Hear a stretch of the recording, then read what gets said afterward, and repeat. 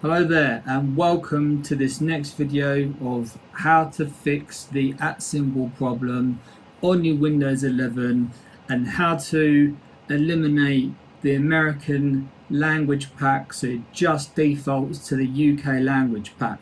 Now, have you ever noticed down here on Windows 10 or 11 you got ENG, it stands for England. If we click this, we've got UK and we've got USA. Now, the Windows by default is made in America, so it defaults to the American language pack. But as I'm a UK citizen, if you're watching this video, hopefully you're from the UK as well and you want to fix this issue of the @ being in the wrong place in Windows 11, this is how you do it. So, all we have to do is we have to install the American language pack. We go to language settings and then we want to add a language. I've already added the United States language pack, but we want to add this pack here, and then we simply remove the pack.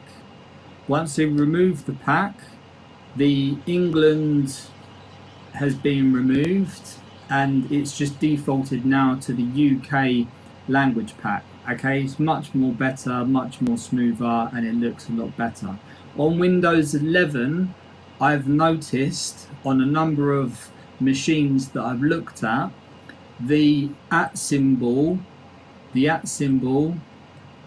is on where number 2 is. On the American keyboard layout, the @ symbol is where the number 2 is. Now the problem is, if you're from the UK, our @ symbol is by default, let's just type in UK. UK is here. Okay, that's where we have the @ symbol. And I've noticed on Windows 11, it's been a pain in the ass where you've installed the UK language pack, you've done all the settings as UK, but you still can't get the @ symbol to be where it is, and the @ symbol is still where the number 2 is. You literally, like I just went over a few minutes ago, you have to install the American language pack.